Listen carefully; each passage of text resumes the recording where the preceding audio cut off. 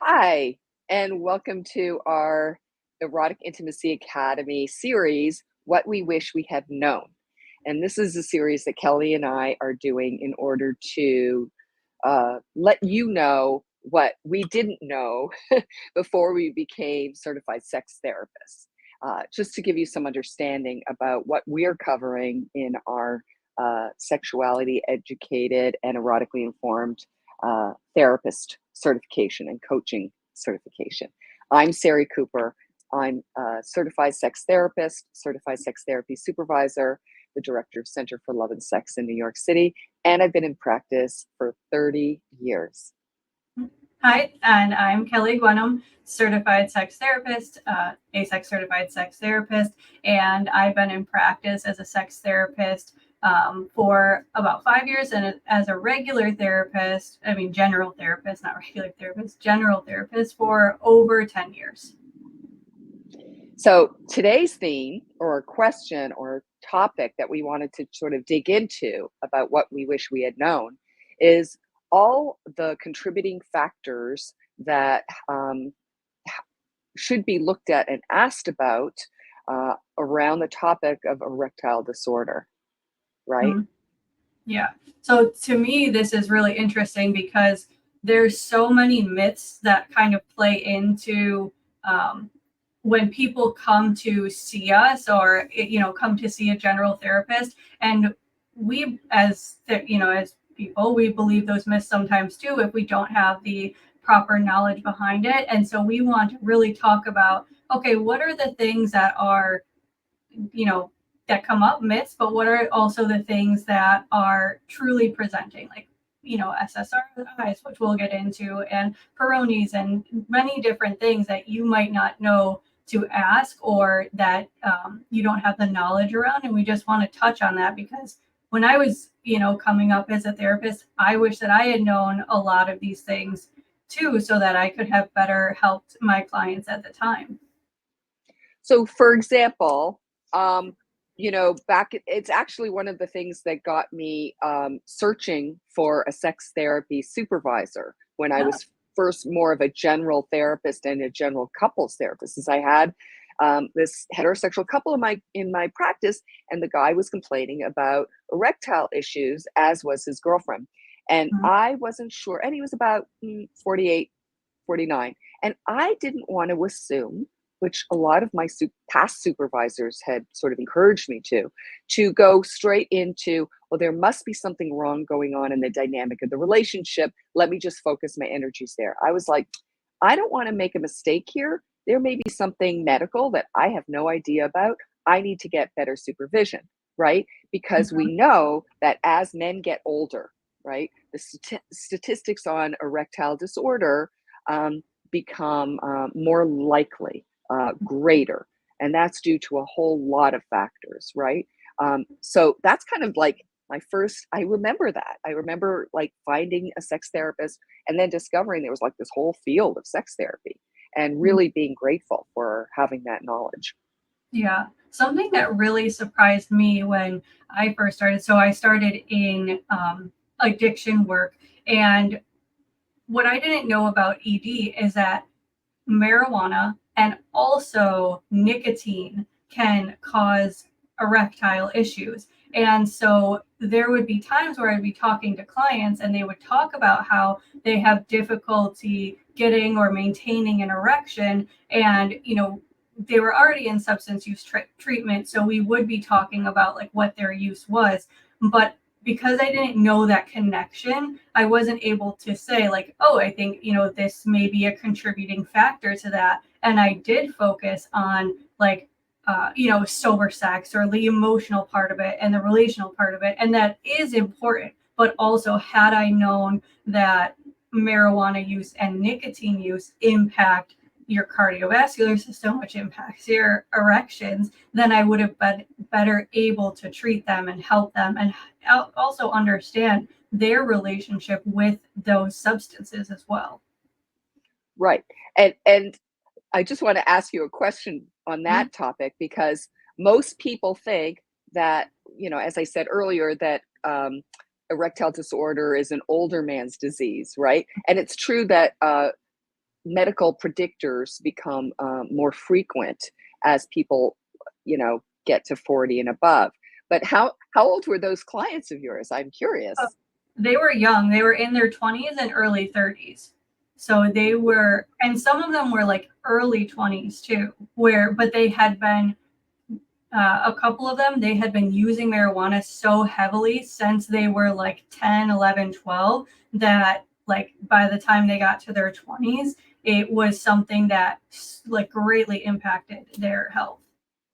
Right. So I just want to just double Mhm. down on this, that unless you ask someone what their recreational drug use is and how long they've been doing it, Mhm.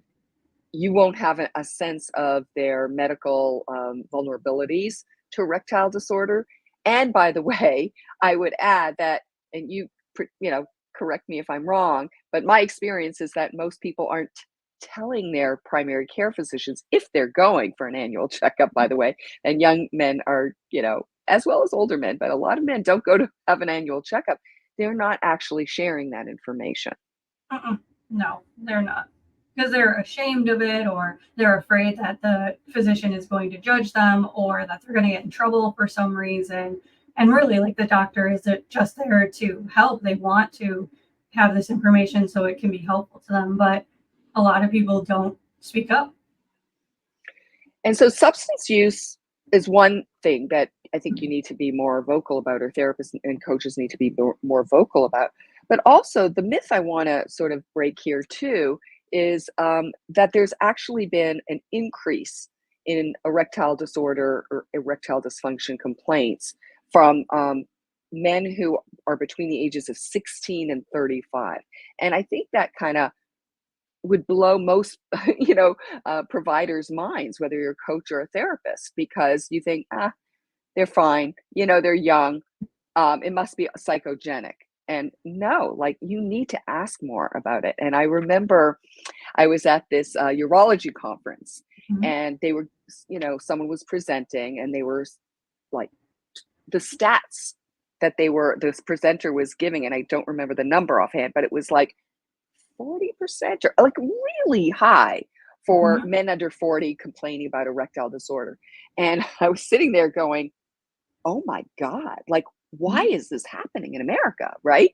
And Yeah. the guy next to me said, well, there's a huge increase in people being obese Mhm. and pre-diabetes and diabetes. And so again, medical disorders that you may not um, want to ask about, but are so important when it comes Mhm. to precursors and direct causal, vulnerabilities Yeah. for men in erectile disorder.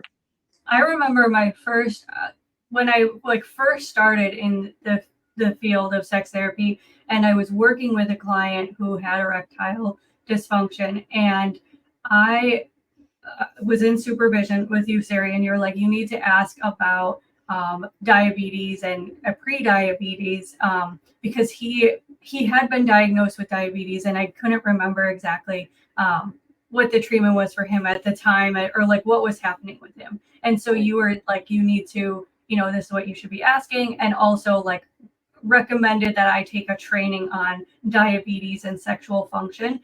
Before that conversation, I would have never thought about it because it wasn't something I was ever taught. And the training that I took was so informative of how diabetes impacts our sexual functioning, not only for men or people with penises with erectile issues, but also it impacts people with vulvas and vaginas too.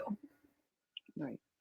Um, so, I mean, we call an ED like a vascular disease, Mhm. because it's part of the vascular system. People think of it as a cardiovascular, it's just your heart. No, your penis is actually part of your vascular system. Um, so, another thing that I would never have known to ask is, you know, have you ever had, first of all, did you play sports as a kid? Mm. Because people are like, huh? And then I'll say, did you ever get injured? Mhm. in your genital region? And if you don't ask that question, you'll never find out. And Yeah. frankly, I've had a lot of men say to me, well, yeah, I once was playing hockey and the puck went directly at my, crotch. Hmm. Or I've had people tell me about biking, they were just biking and not competitively, by the way. And they came to a hard stop or went through a bump or whatever. And they went off the seat and onto the bar, right Hmm. onto their, to their genital region. Like, and they don't think about that on their own. You have to ask. Yeah. And especially when they're coming in with ED. And so there so basically there are these tubes in the penis, right, that we call corpora cavernosa, and that's those are the vessels that fill up with blood when a man gets an erection. And many times there may be a leak, a venous leak in the corpora cavernosa, where the blood, it gets filled up when they're aroused, but the blood seeps out and goes back into the system, thereby causing the erection uh, to decrease, right? Hmm. And so again, if you don't know to ask that question, I didn't know that. Like I had a client years ago who, interestingly enough, was, um, I would call him, dependent on alcohol. Mm. And so, right, a lot of therapists have been trained in screening for alcohol dependence and alcohol abuse, and their focus may have gone to that alone. Um, Hmm. but why was he drinking? He was drinking because he had lifelong ED, Mm. and he had never gone to the doctor. Yeah. And he was a very young man, and he could never have a relationship because he was so frightened of the experience of losing his erection with a partner as Oh, a wow. young man, right? And I asked him those questions, and he'd had an injury playing sports. Hmm. It took a while for him and I, with the support of like the therapy, to finally go see um, a urologist, to get what's called it's called a sonography or a sonogram for the corpora cavernosa, to see if there was actually a leak.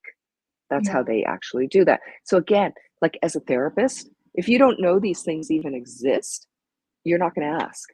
Yeah. And that brings up another good point too, right? Of like how we work with other providers and being able to, if once you know to ask, then being able to recommend, hey, I think that you should go see the urologist. I think it would be a good idea. And this is why, this is how it could be helpful to you, and really processing that with them and having that collaborative approach. You know, the other part of the system, I'm glad you're bringing up the systemic piece of it because we're both systemic therapists, um, is a partner if Mm-hmm. someone's in a relationship. So sometimes, frequently, I might add, a man might come into treatment even though they're married or partnered, right? They'll come Mm-hmm. in by themselves Yeah. because there's this myth, right? Which is my body, my problem, I'm taking care of the equipment, Mm-hmm. right? And so if the therapist doesn't ask about, well, how's your partner feeling about this? What happens when you try to get intimate? Are you avoiding intimacy, which a lot of men will do if they're having ED issues? Um, Mm-hmm. Engaging the partner to come in, is so important because A, it has impacted the relationship, but B, they can offer more information on the assessment. Yeah. Like what is happening. We talked a little bit in the beginning about relational aspects or relational dynamics, but what's happening relationally when an erection does lose its firmness in the moment? What is the reaction from the partner? What's the reaction from the person with the penis that's losing the erection, right? Like that is also important assessment and diagnostic criteria that if the partner's not there, might be difficult to get from just one person's perspective. Right. And it's interesting. Another precursor or cause that, Kelly, you mentioned earlier, is Peyronie's, which Mm-hmm. is the curvature of a penis due to scar tissue. And this can be something that happens over time, but it also can be due to an injury that can be happen through sex. Mm-hmm. And so if you don't know how to ask around someone's anatomy, or you feel shy about asking, is there anything different or unusual about the shape or contours of your penis, you won't find out unless there's a partner involved as well. That's the other option. And I remember working with a couple who they had a very, they were having less sex than either of them wanted, less frequent sex, but they were really focused on power control and dynamics that were happening outside the bedroom. And so a general therapist or general couples therapist might bring their focus just to that.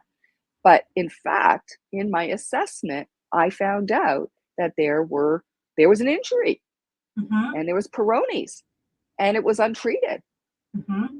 And that can be very painful for somebody. Both emotionally and physically. Yeah. Right. So some of the other sort of beliefs, I think, and that you don't ask about, Mm-hmm.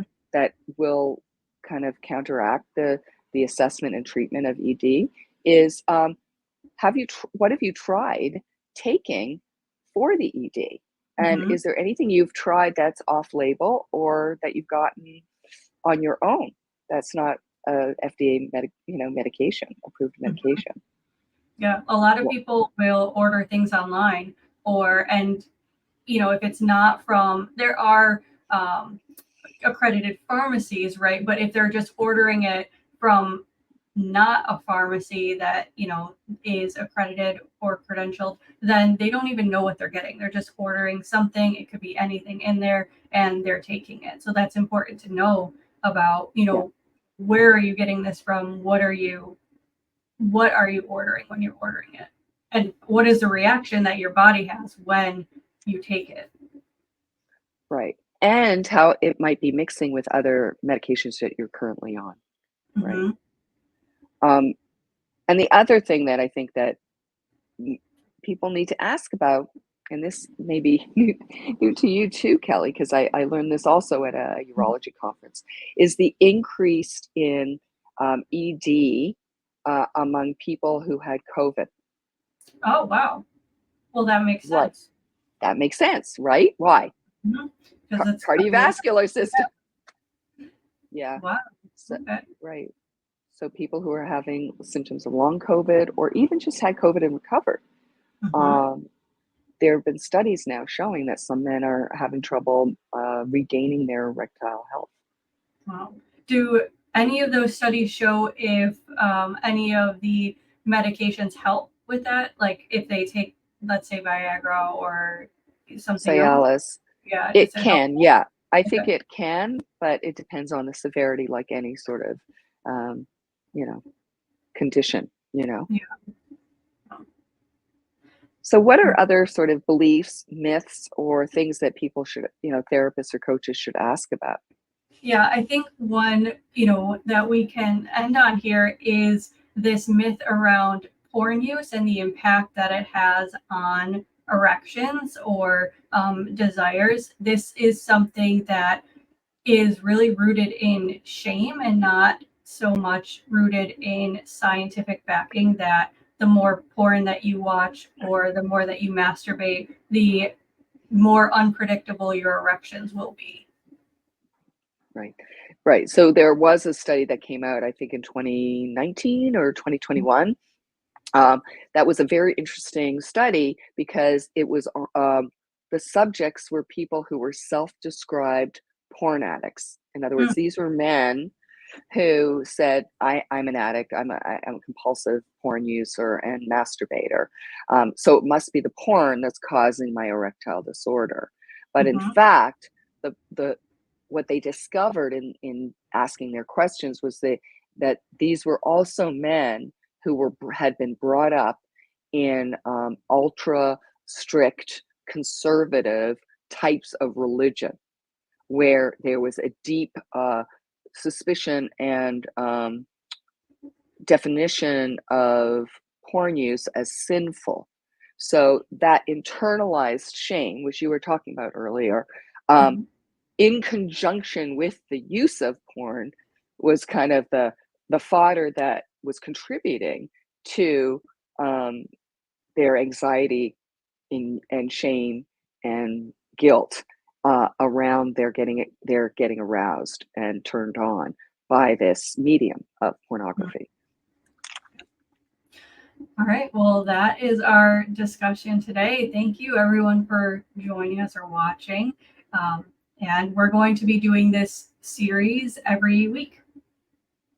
And again, if you have any questions for us, follow-up questions, or interest in our SEEIT certification, you can email us at eroticacademy24@gmail.com.